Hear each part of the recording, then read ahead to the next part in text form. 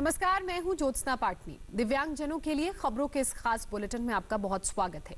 ये special bulletin उन लोगों के लिए है जो बोल नहीं सकते, सुन नहीं सकते। तो चलिए शुरू करते हैं दिव्यांगजनों के लिए स्पेशल न्यूज बुलेटिन।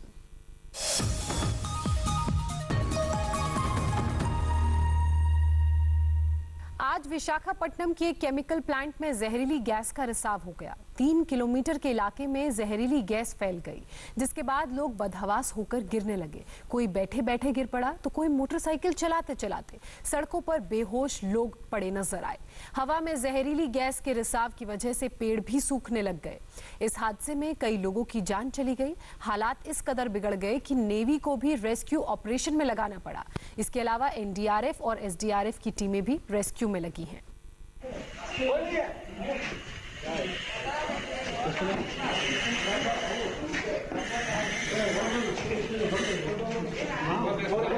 विशाखापट्टनम का जो घटना है वो गैस लीक की घटना है और वो स्टाइरीन गैस लीकेज की घटना है, जो कि एक प्लास्टिक का रॉ मटेरियल है प्लास्टिक फैक्ट्री के लिए। ये एलजी पॉलीमर्स की जो फैक्ट्री थी वो लॉकडाउन के बाद खुली थी और लगता है कि उसी क्रम में खोलने के क्रम में रीस्टार्ट करने के क्रम में गैस लीकेज हुआ है। आसपास के जो गांव हैं उसमें जो परिवार हैं वो अफेक्टेड हुए हैं और 2:30 बजे रात में उनको टॉक्सिक स्मेल्स आए और इस तरह की शिकायतें आई। उन्होंने लोकल पुलिस, लोकल एडमिनिस्ट्रेशन, उसके बाद एनडीआरएफ को भी सूचना दी गई करीब 5:30 बजे सुबह और एनडीआरएफ आधे घंटे में पहुंच गई थी और लोकल एडमिनिस्ट्रेशन को इवैक्यूएशन में मदद किया। लगभग 1000 से 1500 लोग इवैक्यूएट हो गए हैं। मुझे बताया गया है कि 300 से 400 फैमिलीज इवैक्यूएट की गई हैं और अभी जो स्थिति है 800 से 1000 लोग अस्पताल गए थे। ज़्यादातर लोगों को खांसी और इरिटेशन की प्रॉब्लम थी। कुछ लोग उसमें थोड़े से गंभीर हैं, उनको अटेंड किया जा रहा है। रेस्क्यू ऑपरेशन में करीब 3000 लोगों को सुरक्षित जगहों पर शिफ्ट कर दिया गया। करीब 1000 लोग अस्पताल में भर्ती हैं, जिनमें से 20 की हालत नाजुक है। प्रधानमंत्री नरेंद्र मोदी ने हादसे को लेकर एनडीएमए के अफसरों के साथ अहम बैठक की है। आज सुबह 3 बजे जब केमिकल फैक्ट्री से गैस का रिसाव हुआ तो हालात बेकाबू हो गए। करीब 3 किलोमीटर के रेडियस में कुल 9 गांव प्रभावित हुए हैं। राहत बचाव कार्य में नेवी की टीमें भी जुटी हैं। इधर हादसे के बाद आंध्र प्रदेश के मंत्री गौतम रेड्डी ने भी बड़ा बयान दिया है। गैस लीकेज के लिए कंपनी को जिम्मेदार ठहराया है। कहा कि बिना तैयारी और मेंटेनेंस के कंपनी चालू की गई, जिसकी वजह से ये केस हुआ। सरकार कंपनी के खिलाफ एक्शन लेगी। इसके साथ साथ केंद्र सरकार ने हर संभव मदद का भी आश्वासन दिया है। Certainly the company who is managing this are to be responsible that they have opened up. निश्चित तौर पर जो कंपनी इसका संचालन कर रही है वो इसके लिए जिम्मेदार है। उन्होंने बिना किसी तैयारी और मेंटेनेंस के कंपनी को चालू किया, जिसकी वजह से गैस लीक हुई। उन्हें सामने आकर ये बताना होगा कि उन्होंने ऐसा क्यों किया। उन्होंने कौन से प्रोटोकॉल को फॉलो किया। प्रोटोकॉल को अगर सही से फॉलो नहीं किया गया होगा और जो भी जिम्मेदार होगा सरकार उसके खिलाफ एक्शन लेगी। We will surely the state of Andhra Pradesh will initiate criminal actions against those people. इस ट्रैजिक इंसिडेंट से राहत के लिए माननीय प्रधानमंत्री जी ने हर तरह की सहायता करने के आश्वासन दिया है। राज्य सरकार को उन्होंने इस प्रकार का आश्वासन दिया है और केंद्र सरकार के द्वारा हर प्रकार की सहायता पहुंचाने की काम हो रही है। NDRF national disaster response force जो है वो कल आज सुबह से ही, जब से ये घटना घटी है तब से राहत कार्यों में और उनको जो घरों में फंस गए हैं उनको निकालने की काम कर रहे हैं। हम सभी जो विक्टिम्स के परिवार हैं उनको हर तरह के सहायता देने की आश्वासन देते हैं और इस दुर्घटना के लिए उन सबको हमारी सांत्वना भी देना चाहते हैं। केमिकल प्लांट में 2000 मीट्रिक टन कैपेसिटी के कंटेनर में ये लीकेज हुआ है और जिस गैस का रिसाव हुआ उसका नाम है स्टीरीन। ये गैस कितनी खतरनाक है अब वो समझिए। स्टीरीन ऑक्सीजन के साथ आसानी से घुल जाती है। गैस के संपर्क में आने से आंखों में तेज जलन होती है। गैस के संपर्क में आने से सीने में तकलीफ भी होती है। स्टीरीन गैस से दिमाग और रीढ़ की हड्डी पर असर पड़ता है। फेफड़े पर भी असर होने से लोग बेहोश हो जाते हैं। भारत में कोरोना संक्रमण के केस 53,000 के करीब पहुंच गए हैं। मौत का आंकड़ा भी लगातार बढ़ता जा रहा है, लेकिन सबसे ज्यादा डराने वाले आंकड़े बीते 3 दिनों में सामने आए हैं। देखिए कैसे कोरोना ने भारत में इतनी तेज रफ्तार पकड़ ली है। लॉकडाउन 3.0 में आपको थोड़ी राहत जरूर मिली है, लेकिन कोरोना के जो नए आंकड़े सामने आ रहे हैं वो बेहद डराने वाले हैं। भारत में कोरोना डेंजरस लेवल पर पहुंच गया है। आज हम आपको बताएंगे कि कैसे कोरोना अलार्मिंग जोन में है। भारत में कोरोना के केस 53,000 के करीब पहुंच गए हैं और मौत का आंकड़ा 1,783 हो गया है। पिछले 24 घंटे में देश में 3,561 नए केस आए हैं और 89 लोगों की मौत हुई है। 72 घंटे का देश का कोरोना मीटर डराने लगा है। ये देखकर कोई भी खौफ में आ जाएगा कि 4 मई से लेकर आज तक यानी पिछले 3 दिन में पूरे देश में 10,000 से ज्यादा कोरोना के केस आए हैं और 410 लोगों की मौत हुई है। 4 मई को कोरोना के 3,932 मामले सामने आए और 195 लोगों की मौत हो गई। वहीं 5 मई को 2,958 केस सामने आए, 126 लोगों की मौत हुई। कल से लेकर आज तक देश में कोरोना के 3,561 केस आए और 89 लोगों ने जान गंवा दी। कोरोना से सबसे ज्यादा परेशान करने वाले हालात गुजरात और खासकर अहमदाबाद के हैं, जहां कोरोना वायरस ने खतरनाक प्रहार किया है। गुजरात में अहमदाबाद सबसे बड़ा हॉटस्पॉट है। लगातार बढ़ रहे केस की वजह से आज से अहमदाबाद में संपूर्ण लॉकडाउन रहेगा। अगले 7 दिन तक यहां दूध और दवा की दुकान छोड़कर सब कुछ बंद रहेगा। प्रशासन ने यहां राशन और सब्जी की दुकानें भी बंद रखने का फैसला किया है। आपको सबसे पहले गुजरात का कोरोना मीटर दिखाते हैं, जहां कुल केस 6,625 हो गए हैं, जबकि मौत का आंकड़ा बढ़कर 369 तक पहुंच गया है। पिछले 24 घंटे में गुजरात में 380 नए मरीज आए हैं, जबकि 28 लोगों की मौत हुई है। गुजरात में सबसे डरावने हालात अहमदाबाद के हैं। पूरे गुजरात में जितने केस और मौत का आंकड़ा है, उसके 2/3 सिर्फ अहमदाबाद में है। अहमदाबाद में कुल केस 4,700 के पार चले गए हैं और मौत का आंकड़ा 368 है।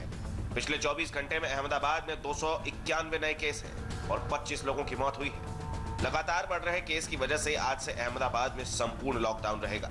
अहमदाबाद में कोरोना के संक्रमण के केसेस लगातार बढ़ते जा रहे हैं। आंकड़ा 4,500 को पार कर गया और ऐसे में अब कई सख्त कदम उठाए जा रहे हैं कॉरपोरेशन की तरफ से, जिसके तहत आज से अहमदाबाद में जो दूध और दवाओं की दुकानों के अलावा बाकी तमाम जो दुकानें हैं वो बंद कर दी गई हैं।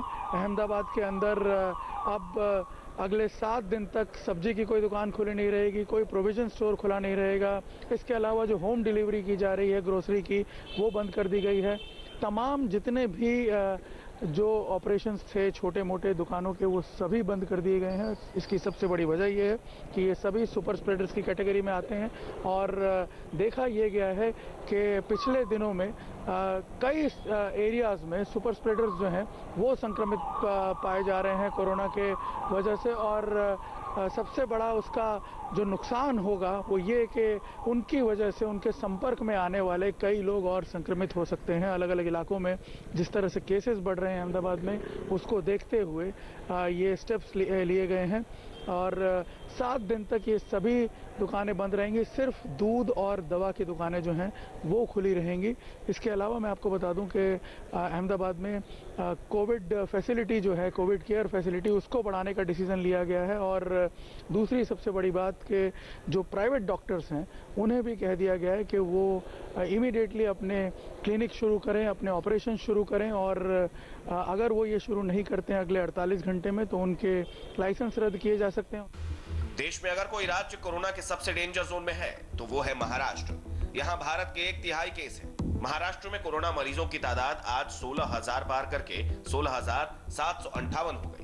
अब तक पूरे राज्य में 651 लोगों की मौत हुई है। पिछले 24 घंटे में महाराष्ट्र में 1,233 नए केस सामने आए हैं और 34 लोगों की मौत हुई है। महाराष्ट्र कोरोना से सबसे ज्यादा कराह रहा है तो मुंबई महाराष्ट्र का सबसे बड़ा रेड जोन है। मुंबई में कुल कोरोना संक्रमित मरीजों का आंकड़ा 10,527 हो गया है और 412 मरीजों की मौत हुई है। 24 घंटे में मुंबई में कोरोना संक्रमण के 769 नए मामले सामने आए हैं और 25 कोरोना मरीजों की मौत हुई है। महाराष्ट्र में कोरोना संक्रमण का आंकड़ा 16,000 के पार पहुंच गया है। पिछले 24 घंटों में महाराष्ट्र में कोरोना संक्रमण के 1233 नए मामले सामने आए हैं, जबकि 34 लोगों की मौत हुई है। इसके साथ ही अब महाराष्ट्र में कुल कोरोना संक्रमित मरीजों की संख्या 16,758 हो गई है, जबकि 651 लोगों की मौत हुई है। सिर्फ मुंबई की बात करें तो मुंबई में कोरोना संक्रमण का आंकड़ा 10,000 के पार पहुंच गया है। पूरे राज्य के मुकाबले सिर्फ 63% से ज्यादा मरीज मुंबई से है। अगर देश की बात करें तो 19% से ज्यादा कोरोना संक्रमित मरीज मुंबई से आते हैं। आपको बता दें, मुंबई में पहला कोरोना संक्रमित मरीज मिलने और इसके 1000 तक पहुंचने में 31 दिन लगे थे, लेकिन पिछले 26 दिनों में 9000 कोरोना संक्रमित मरीज मिले हैं। तो इससे अनुमान आप लगा सकते हैं कि कितने कम वक्त में बड़ी तेजी से मुंबई में कोरोना का संक्रमण फैला है। सरकार का कहना है कि चूंकि कोरोना संक्रमित मरीजों के आंकड़े आने वाले दिनों में बढ़ सकते हैं, क्योंकि बड़े पैमाने पर टेस्टिंग की जा रही है, इसीलिए एहतियात के तौर पर बड़े पैमाने पर क्वारंटाइन सेंटर्स बनाने पर सबसे ज्यादा जोर दिया जा रहा है। दिल्ली में कोरोना के मरीजों की संख्या 5532 पहुंच गई है। अब तक कोरोना से दिल्ली में 65 मौत हुई है। पिछले 24 घंटे में 428 केस सामने आए हैं। ये एक दिन में सबसे बड़ा इजाफा है। कल कोरोना से एक शख्स की मौत भी हो गई। देश भर में कोरोना ने बड़ी ही तेजी के साथ अपने पांव पसारे हैं। ऐसे में कोरोना पेशेंट की संख्या लगातार बढ़ती गई है। देश भर में अब तक तकरीबन 50,000 के आंकड़े को छू चुकी है। वहीं पर 1600 लोगों ने कोरोना के चलते अपनी जान गंवाई है। वहीं राजधानी दिल्ली की बात करें तो अब तक यहां पर 5500 के आंकड़े को मरीजों की संख्या ने पार कर लिया है और 65 लोगों ने इसके चलते अपनी जान गंवाई है। पिछले 24 घंटे की रिकॉर्ड की बात करें तो 428 नए मामले सामने आए हैं। दरअसल ये अब चिंता का सबब बनता जा रहा है सरकार के लिए, क्योंकि रोजाना कुछ इसी आंकड़े के साथ जो है मरीजों की संख्या लगातार बढ़ रही है और ये हालात तब हैं जब देश भर में तीसरा लॉकडाउन लाया गया है। एमपी में कोरोना के कुल 3189 संक्रमित मरीज हैं और एमपी में अभी तक 187 मौतें हुई हैं। कोरोना से सबसे बुरे हालात इंदौर के हैं, जहां 1699 मरीज हैं और 83 लोगों की मौत हुई है। देश के सबसे बड़े राज्य उत्तर प्रदेश का कोरोना मीटर भी तेजी से भाग रहा है और बस 3000 को छूने ही वाला है। यूपी में कोरोना के 2998 मरीज हैं और मौत का आंकड़ा 60 तक पहुंच गया है। एक तरफ जहां कोरोना संक्रमण के केस डबल रफ्तार से बढ़ रहे हैं, तो वहीं लॉकडाउन में सरकार ने थोड़ी ढील दी है। ऐसे में जिम्मेदारी हमारी है कि लॉकडाउन में इस राहत का गलत फायदा ना उठाया जाए। बेहद जरूरी होने पर ही घर से बाहर निकले और कोरोना के खतरे को दूर रखें। हिंदुस्तान से लेकर पूरी दुनिया आज कोरोना के संकट से जूझ रही है और इस महामारी से लड़ने के लिए पीएम मोदी ने बुद्ध शरणम गच्छामि का संदेश दिया है। बुद्ध पूर्णिमा पर पीएम मोदी ने आज ग्लोबल मैसेज दिया। मोदी ने कहा कि बुद्ध के रास्ते पर चलकर ही दुनिया कोरोना के खिलाफ इस जंग को जीत सकती है। जब दुनिया में उथल पुथल है, कई बार दुख, निराशा, हताशा का भाव बहुत ज्यादा दिखता है, तब भगवान बुद्ध की सीख और भी प्रासंगिक हो जाती है।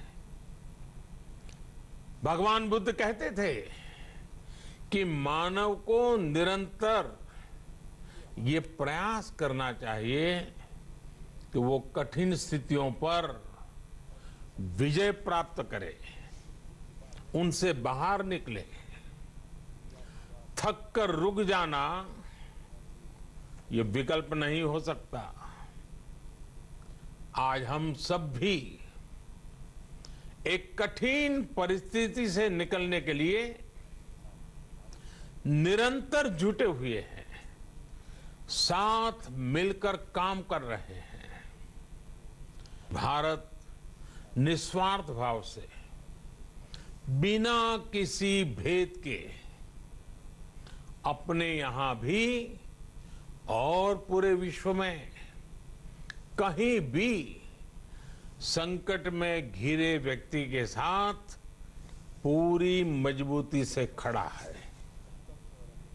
लाभ हानि, समर्थ असमर्थ से अलग हमारे लिए संकट की ये घड़ी सहायता करने की है।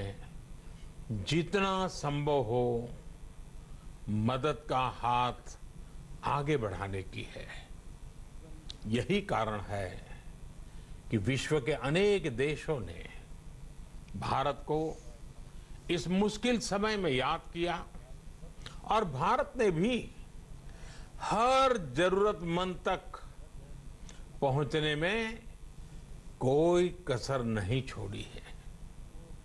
भारत आज प्रत्येक भारतवासी का जीवन बचाने के लिए हर संभव प्रयास तो कर ही रहा है, अपने वैश्विक दायित्वों का भी उतनी ही गंभीरता से पालन कर रहा है। दुनिया भर में 38 लाख लोगों को संक्रमित और 2,65,000 से भी ज्यादा लोगों की जान लेने के बावजूद भी कोरोना की रफ्तार कम नहीं हो रही है। कोरोना का सबसे ज्यादा कहर अमेरिका पर बरसा है और अमेरिकी राष्ट्रपति डोनाल्ड ट्रंप ने चीन पर एक बार फिर निशाना साधा है। अमेरिकी राष्ट्रपति डोनाल्ड ट्रंप का जो नया बयान आया है वो कुछ और ही कहानी बयान कर रहा है। ट्रंप ने बुधवार को व्हाइट हाउस के संवाददाताओं से जो कहा उसके बाद यही लग रहा है कि आखिर ट्रंप का कोरोना को लेकर क्या मानना है। अमेरिका के लिए ये इतना बड़ा संकट क्यों है? अमेरिका के इतिहास का ये सबसे बड़ा हमला है। कोरोना वायरस का अटैक पर्ल हार्बर और 9/11 से भी बड़ा है। हमारे देश में इससे पहले कभी इतना बड़ा अटैक नहीं हुआ। शुरुआत से ही इसके सोर्स को रोका जा सकता था। चाइना में ही इसे रोका जा सकता था। शुरुआत में ये रुक सकता था, लेकिन ऐसा नहीं किया गया। दरअसल कोरोना को लेकर ट्रंप के ये अलग अलग बयान वहां हर रोज बन रहे कोरोना के मरीजों और उससे हो रही मौत के आंकड़े हैं। बुधवार को एक बार फिर अमेरिका में करीब 20,000 कोरोना के नए मामले सामने आए, जिसके बाद अमेरिका में कोरोना संक्रमितों की संख्या 12,57,000 के पार पहुंच गई। बुधवार को एक दिन में एक बार फिर से करीब 2,000 लोगों की मौत हो गई, जिसके बाद मौत का आंकड़ा 74,000 को पार कर गया है। ऐसे में अमेरिका के राष्ट्रपति की तिलमिलाहट समझी जा सकती है। वो चाहते हैं कि उनके देश में कोरोना कंट्रोल में आ जाए, लेकिन ये मुमकिन नहीं हो पा रहा है। कोरोना को लेकर झल्लाहट सिर्फ राष्ट्रपति ट्रंप में ही नहीं दिख रही, हर अमेरिकी इसका शिकार है। अमेरिकी विदेश मंत्री माइक पोम्पियो ने एक बार फिर कोरोना वायरस को लेकर चीन पर अपनी भड़ास निकाली। पोम्पियो ने साफ साफ कहा कि कोरोना वायरस फैलने के लिए चीन ही जिम्मेदार है। महामारी की शुरुआत को लेकर चीन दुनिया के देशों से सही जानकारी साझा नहीं कर रहा, जो बिल्कुल गलत है। हर किसी को ये बात पता है कि कोरोना वायरस कहां से आया। सच्चाई यह है कि वायरस चीन के वुहान से आया। हर आदमी इस हालात को समझ रहा है, लेकिन सबूतों के अभाव में खुलकर बोलना नहीं चाहता। अमेरिका ही नहीं, पूरी दुनिया में कोरोना का कहर बढ़ता ही जा रहा है। पूरी दुनिया में कोरोना संक्रमण के जो आंकड़े आ रहे हैं वो डरावने हैं। पूरी दुनिया में अब तक 38,22,000 से ज्यादा लोग कोरोना पॉजिटिव पाए गए हैं। मौत का आंकड़ा तो और डराने वाला है। दुनिया में कोरोना से अब तक 2,65,000 से ज्यादा मौतें हुई हैं। इटली हो, यूके हो या फिर स्पेन, इन सभी देशों में कोरोना की वजह से हजारों लोगों की मौत हो रही है। यूके में अब तक 30,000 से ज्यादा लोगों की जान जा चुकी है, जबकि इटली में इस बीमारी से 29,000 लोगों की मौत हो गई। स्पेन में भी 25,000 लोग अब तक कोरोना की वजह से अपनी जान गंवा चुके हैं। फिलहाल इस खास बुलेटिन में इतना ही। कल आपसे फिर मुलाकात होगी। नमस्कार।